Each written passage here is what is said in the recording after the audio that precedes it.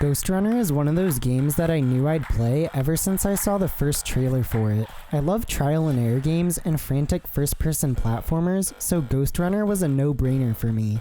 So, will Ghostrunner be the fast-paced, combat-driven sci-fi ninja platformer of my dreams, or will it be bad?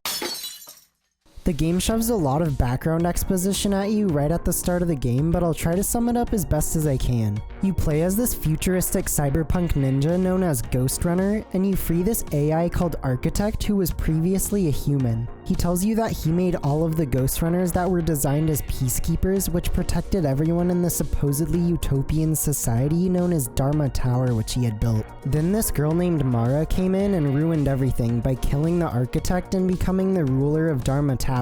You're the last Ghostrunner still alive, which makes you the last hope of saving Dharma Tower. The story is fairly predictable pretty early on into the game, but it was interesting enough to hold my attention. As for the gameplay, your moveset consists of a wall run, I'm out. slide, Time still exists. hookshot, and a dash, which can slow down time, allowing you to strafe left or right before dashing forward. Combine all of those moves together and you have a great foundation for movement, which is clearly what this game is designed around. The combat is centered around calculated, fast decision making. Oftentimes the moments I hesitated were the moments that got me killed. Hello there. So constantly moving and being aware of your surroundings is key to success. There's often multiple paths you can take through any given section, so figuring out which path works best gives you multiple options for how to approach every encounter. If you keep dying on one route, you can just take the other path and see if it works better for you. New enemies are introduced fairly regularly, meaning you're always learning how to fight them in conjunction with the past enemies you already know about. Bring it around town! Bring it around town! This makes every fight feel different because of the variety of enemy types and diverse level design they're placed in. Some of my favorite enemies were the shield enemies you have to dash behind before hitting them, and these sword guys that have a rush attack, which you have to parry in order to stun them. お前はもう死んでいる。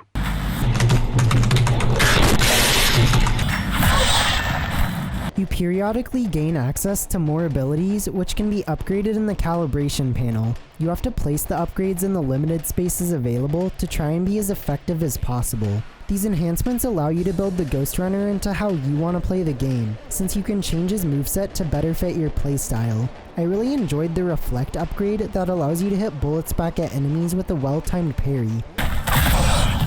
As for the abilities, the first one you unlock is the Blink, which allows you to cut through multiple enemies at once and cut through bullets.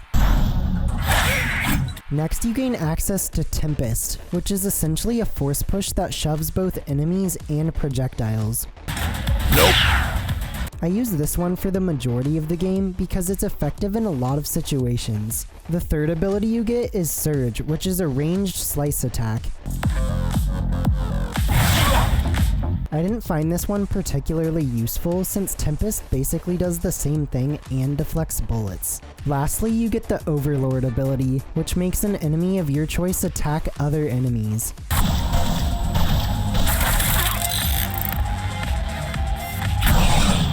All of the abilities you get throughout the game combine really well with the rest of the movement mechanics. I was constantly thinking about when I should use my ability in order to be as effective as possible against the enemies. The movement controls are super tight, so every mistake is your own fault. The only times where I felt cheated was when I couldn't figure out where to go next during the fast-paced platforming challenges. Apart from your general moveset and active abilities, there's also temporary buffs you can find, like this hourglass that slows down time,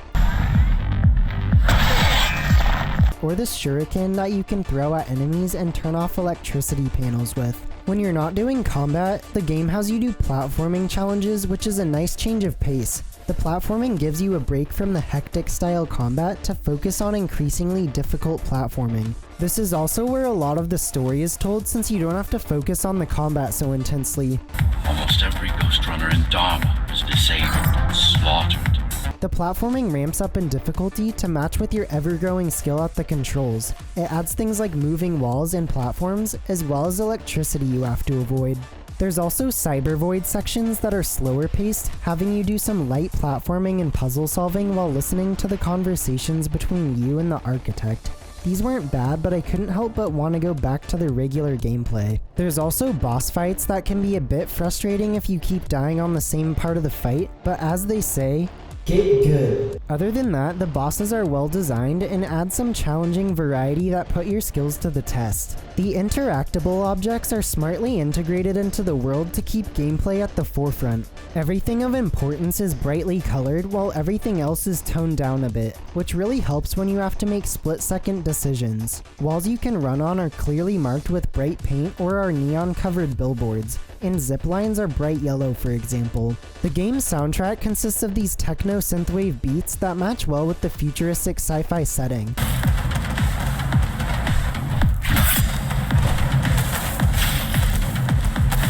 A lot of the reason why this game is so addicting is because of the instant respawns and one more try nature. If you die, you respawn right in front of your last combat encounter, tempting you to try over and over until you succeed. Because the music never stops even when you respawn, the game feels seamless. However, if a character is talking and you die, they restart what they're saying, which can be pretty jarring. Thank you. It should have just continued to match with the music. Ghostrunner has some of the best first-person movement mechanics I've ever seen, and it's complemented so well by the combat and level design. There was never a dull moment apart from some of the cyber void sections. The feeling of progression was constant, as new abilities were unlocked and new enemies were introduced that change up how you approach combat. The progression of enemies and abilities is what leads to the near-perfect pacing this game has. There's so much freedom in how you tackle every scenario. You have to decide which path you want to take, what order to kill enemies, and how to kill them, all while dodging enemy attacks and adapting to what's going on around you. The instant respawns and fast-paced combat gives you an addicting one more try mentality throughout the entire game, making this one of the best trial and error games I've ever played. So I guess this game is good. Thanks for watching, and don't forget to like and subscribe to see more videos like this in the future. And let me know what your favorite first-person platformer is down in the comments.